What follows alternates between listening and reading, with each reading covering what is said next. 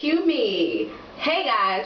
Okay, so I have to do a countdown because the time, it takes more seconds for me to go hit play and then start or whatever. So I'm going to give myself editing time, so I count down. So if you guys ever see my hand go like this, it's because I've just chopped off from the front of the video. So anyway, hey, as you guys know, it's 100 videos. Okay, so I'm going to try and keep that containment to that one video over there. But I do want to, I'm sorry, I'm cacaoing with Opa. He's at work. Yeah, he's pretty awesome. Shout outs to you. 100 videos, 50% of them I was sane and lucid and able to do it because of Opa. So thank you, darling. I love you so much. I can't wait to get your face when I see you. Or as you would say, you are so awesome, I will smack you in your face. That was so funny. He told one of my friends that he was like, man, you are so pretty, I want to just smack your face. Dude, that was like the greatest moment of my life. I laughed so hard about that. So anyway, gotta love hardworking men. Shout out to the hardworking men. I'm celebrating 100 videos, but man, I should celebrate the hardworking men in the world, because you know what, especially not just black men, all men. Men don't just, I know the media would have you think that they sit at home and do nothing and, you know, create babies all day. That's what they do. But men like Opa, men like my dad, even though he was late to the party, still in the same. Men like my dad and, you know, a lot of other positive men I know, they work to the bone so their families have, and so that their kids have more than they had. And I think men like that should be applauded more than just Father's Day. So shouts out to you. If you're a man and you're watching this, if your daddy is not watching this but he worked and provided for you to have a video to watch, a computer to watch this video on, shouts out. Be sure you hug your dad and say, hey dad, I appreciate you and I thank you for what you do, playing the fatherly role, taking care of me. If it's your granddad, if it's your big brother, it doesn't matter.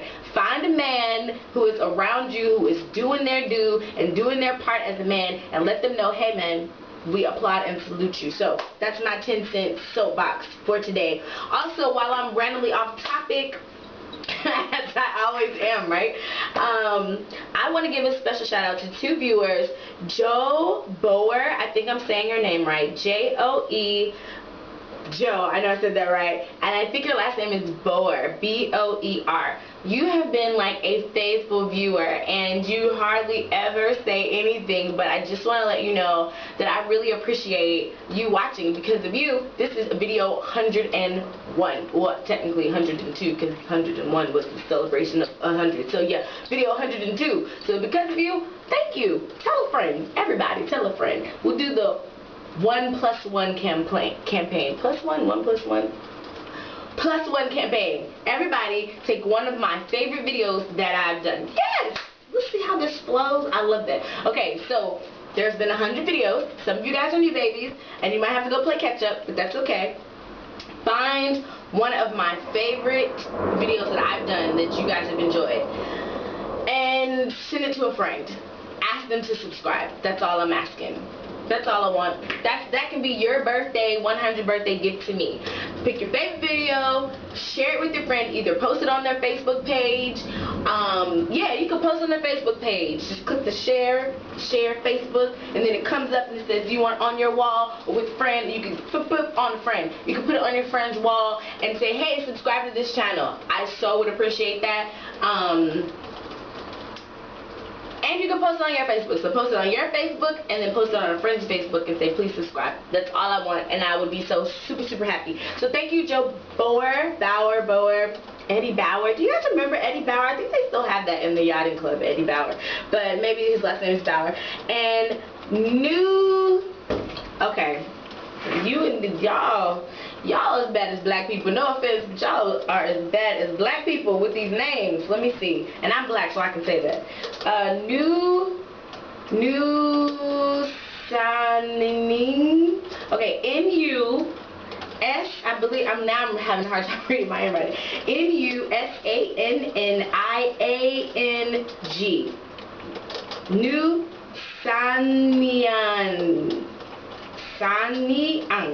Nusaniang.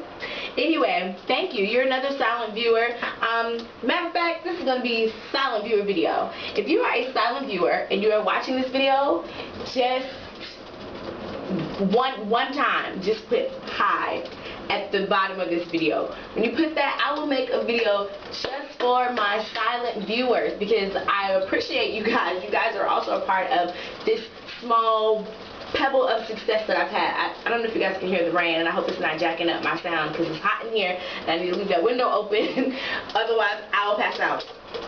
So it is rainy season in Korea, by the way, which means the monsoons have come, and I'm so happy that I live in the same building as my school, because otherwise I would have to swim to work like I did the past 2 years in a row. Monsoon season. So actually, should I? Oh, I don't think you guys can see. Hold on. See, that's the outside. It's coming down like crazy. That's down on the street. I don't know. I don't want to put my camera too far out there, because that might be a tragedy waiting to happen.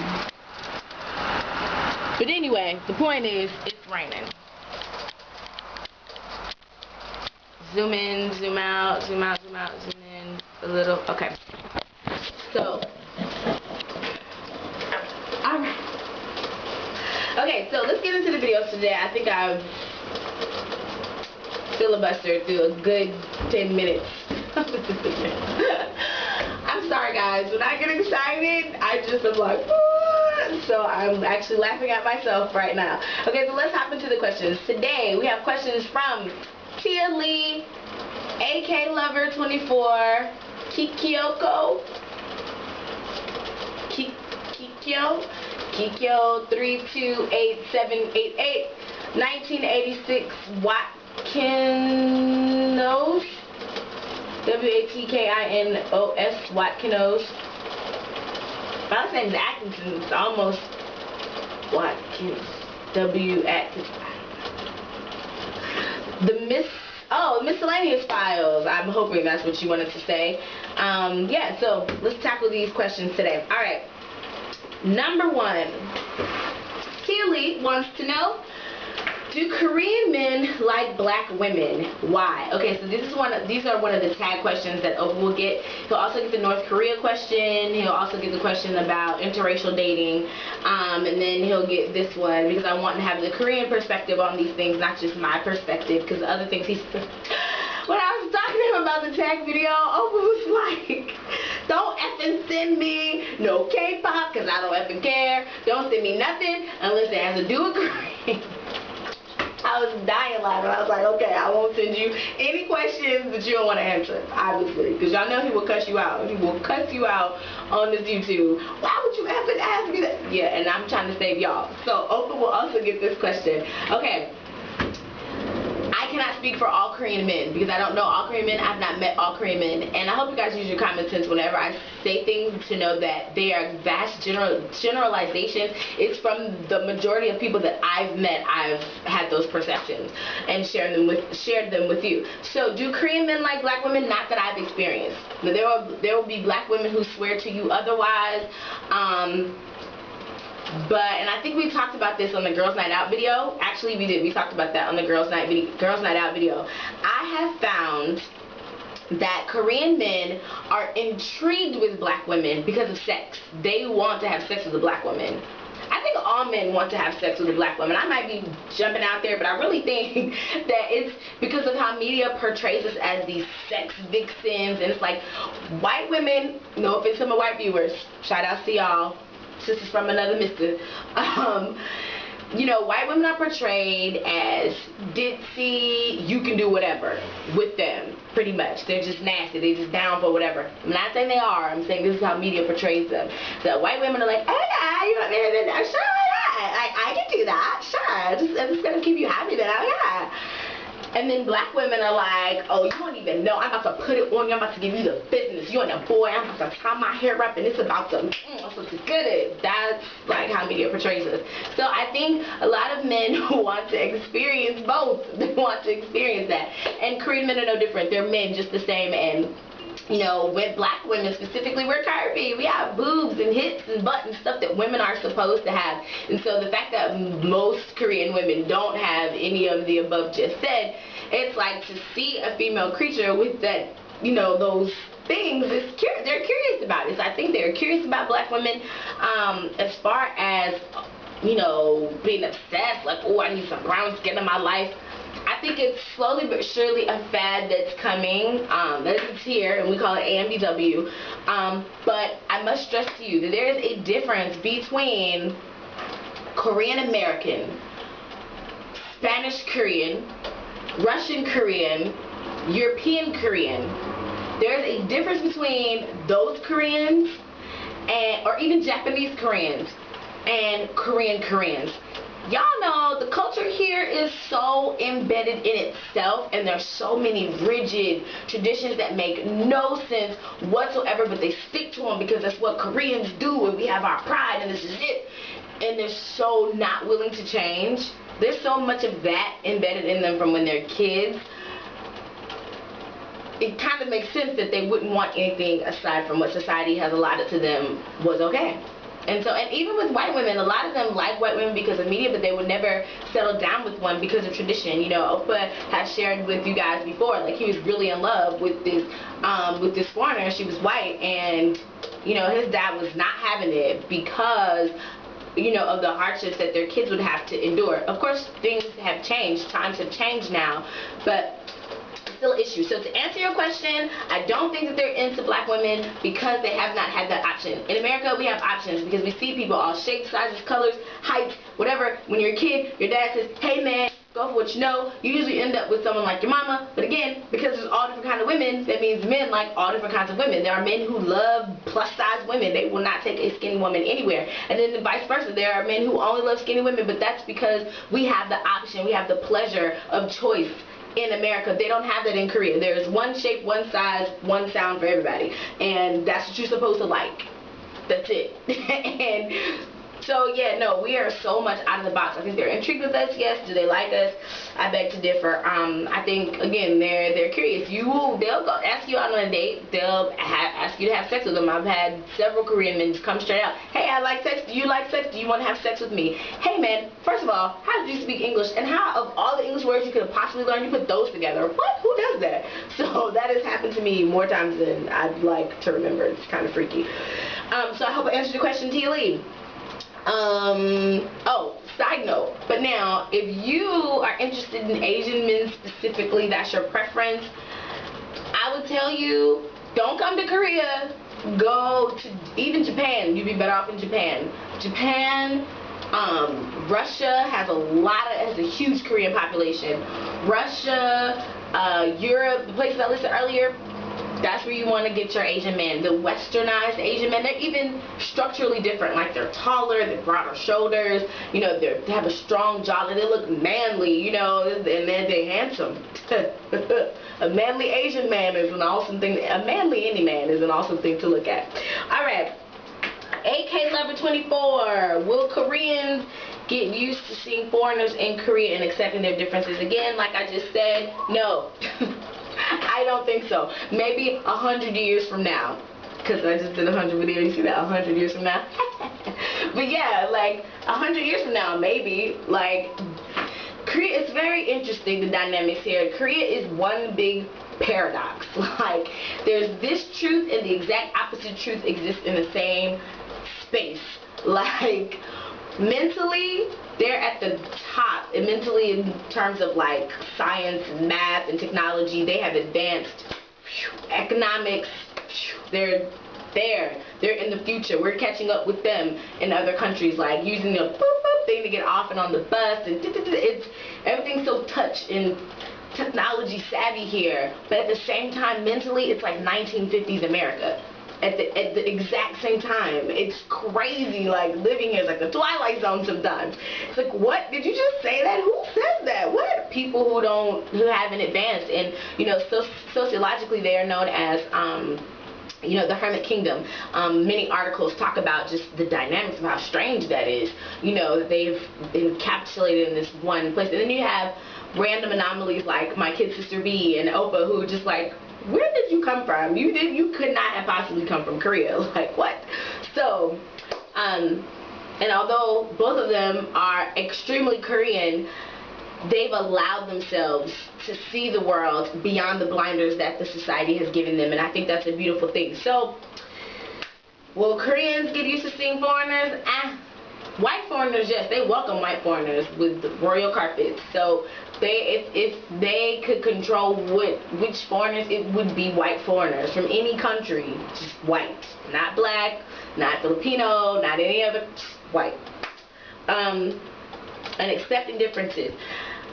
Because seeing foreigners and accepting their differences are two different things. As I said to you earlier, you know, seeing open date someone outside of their race is one thing, but to settle down and marry them is another. So accepting, it's the difference between acceptance and tolerance. And so I think Koreans are very tolerant of foreigners in their country, but are they accepting, like as in willing to exchange ideas, willing to change in both directions, both foreigners and Koreans? I think not. Not in my experience, not with the Koreans that I've experienced. They have so much foundational work to do and grow and do. Yeah, you guys know what I was trying to say. Next question. What do I do? Her second question was hair care in Korea because of the humidity and things I wish I had in Korea only in the USA and vice versa. Okay, so what do I do? I have to make a video about that. I think I said that in another video because I think that was someone else's question. What do? I do a lot, like 1,000,001 things in Korea. Hence why I don't have consistency in uploading videos because I'm always doing something. A rundown. I teach English via the performing arts. I volunteer with my sorority for the military. I also volunteer with the Red Cross for the military. I'm a youth minister at my church. I have two very huge announcements that I'm waiting for Opa. We promised that we would announce them together. So I have 2 announcements for that. So that takes the other part of my time. I also do missions work throughout Asia and other countries. So that's what I do. I think I've probably left something off, but whatever. That's a nutshell of who Ave is. Hair care in Korea because of the humidity. Okay, so it is extremes of all weather types. It's extremely cold as well as it can be extremely humid. Like definitely, like I must never ever sin again because I don't want to go to hell hot outside. So having locks, it was convenient. It didn't matter what the weather was because I had locks, man. I would just, if it was hot outside, I would, you know, take some water, put it in my hair, roll out. If to moisture, you know, to combat the humidity. If it's cold outside, put it up in a ponytail, roll outside, maybe put a cute little scarf on. So locks were just convenient. So now that I have natural hair, I will see what will happen from there. And they don't have black hair products, and even on base, it's like the choice is so limited. But I'm inviting a solution to that. That's part of the announcement that Opa and I have to make. Whoa, that's a good one. Things I wish I had in Korea that are only in the USA and vice versa. Bojangles. If you're from the South, you know Bojangles is like the business restaurant of all business restaurants. Like, it is the business. Bojangles. Man, I wish I had a Bojangles. Every day. Bowberry biscuits. Should have been business with extra icing and the chicken biscuits. I'm being real stereotypical black right now. That is the best chicken restaurant ever. Like, Bojangles, it's nobody touching Bojangles, and they fries with the seasoning. Oh my god. Bojangles. That's what I wish I had. It's a lot of food places that are in the States that they don't have in Korea. I miss breakfast. They don't have breakfast food here. Like, and I can cook, but I can throw down on some breakfast, okay? Like, breakfast was my meal. I could eat breakfast all day long. They don't have breakfast food in Korea, and it saddens me. Like, bacon and eggs and grits and, you know, molasses with made from scratch biscuits, and man, I can't get none of that here. You know, even making French toast feels weird because the eggs aren't the same. I miss breakfast food. I miss breakfast food in Korea. I miss seeing men in different styles walking down the street. I miss that, especially a well clean-cut black man. What? I miss seeing that. And, you know, living in the U.S., we have men from all walks of life, so it's nothing to walk down the street and get a whole bag full of eye candy like an assorted box of chocolates. You can't get that in Korea. It's not even possible. What else? Hair products. That's even basic things like to make my hair products. It's difficult to find the ingredients here in Korea because they don't necessarily have them, like flaxseed. You can't get that anywhere. stimulating conversation. I talked to Opa, but I can't take all of his time because he has a girlfriend, he has family, and he has, you know, his daughter, GK, whom is cute as a button. So I miss stimulating conversation, and some of the teachers here, they do have it, but it's not the same. So having to re-meet everyone and give a background of why my perceptions are, it gets tiresome. So I just miss being able to go to a familiar place and sit down and chill and talk and rap a tap because this person knew somebody who knew somebody who knew me from back in the day, and then I just miss that. I miss that 6 degrees of separation is, you know, that blossoms into a full-on conversation. I definitely miss that. I miss open mics. Oh my God, I miss open mics. Like, they have them in Korea, but it's not the same. It's like a talent show in Korea. Back in Virginia, open mics were like, which I'm from North Carolina, but once I graduated school, I remained in Virginia. So I was in Virginia for like 10 plus years. So, oh gosh. Oh, man. Yeah, like open mic. I mean, it would be like, if you guys have ever seen that movie Love Jones, it was like that, like smoky, but smoky from Black and Mild and incense, not necessarily cigarette smoke, and like a live band that was killing, people with crazy vocals, just, oh man, the atmosphere of creativity just sucked you in. And Fuzzy Wednesdays is what we called it, man. Every Wednesday it was a chance to escape into a world of just unbridled, unlimited creativity, from poetry to music to dance to instruments. Like, it was just insane, and I miss that brain dump, if you will. There's probably some other things. I have to think about that. That's a really great question. I should probably make a video about that. That's a great question. And then things that they have in Korea, safety. I wish that America was safe like Korea is safe. Of course, there are crazy things and things happen, but man, I tell you, if these kids don't walk down the street with, you know, at 10, 11 o'clock at night, and they're like 2 years old with a cell phone, and it's common. It's so common, and it's just safe. Korea is just a safe place. And man, somebody actually, my friend Keisha was telling me about this guy who went crazy on, and he stole somebody's car and then shot the cop, and the cop didn't even know the car was stolen because the car broke down. It was crazy, and shot one cop and the other cop and then shot himself. You would never hear about anything like that in Korea. So definitely, I wish I could transplant the safety from Korea to America. Work ethic in Korea is awesome. Like, they build things in like a day. True story. Like, it'll be an empty space and then you come back, it's like, oh, there's a whole building there. Yeah, man. Work ethic is crazy. I wish I could take our balance in America and bring it here. I think that it's out of balance socially and education wise. I think it's way out of balance. I'd bring that here. Healthy eating, Korea, healthy eating, definitely. So I'm gonna think about that and make a full list, and then I'll just do. Actually, I won't even be talking. I'll just list them. It'll just be a list going up the screen of compare and contrast. Okay, next question. Any more AMBW blogs? That's from 1986. Watkins?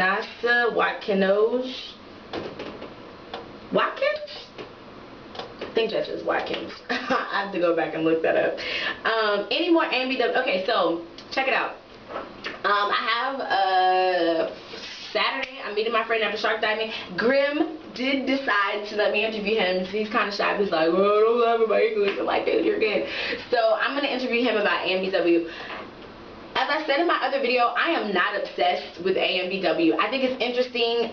I love to see love happen to other people. I think it's a beautiful thing, regardless of what walk of life you're from. And so, and then to know the feats that they have to cross, because it's cross-cultural, I think that's why I have a more appreciation for it and more respect for interracial marriages. And honestly, as I said before, I wish everybody would just marry somebody from another race and then we would all be one big race of smorgasbord. I think that'd be awesome.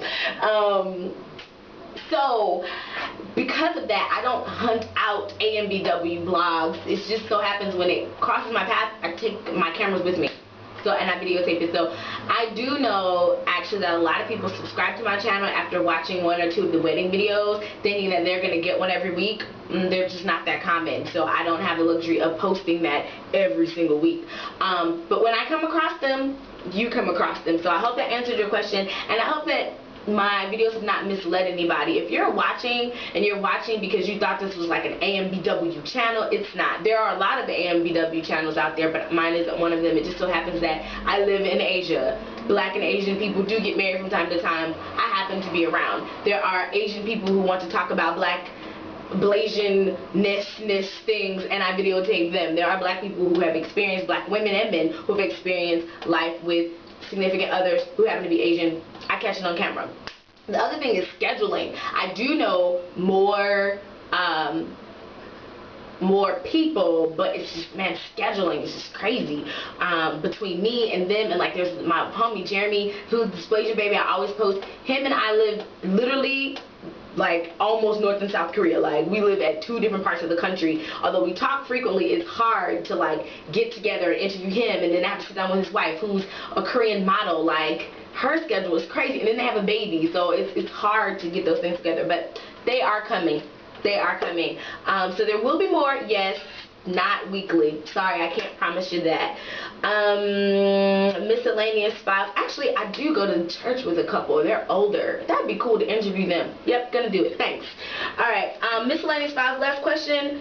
Do I ever feel like leaving Korea because of the war issues? I touched on that yesterday.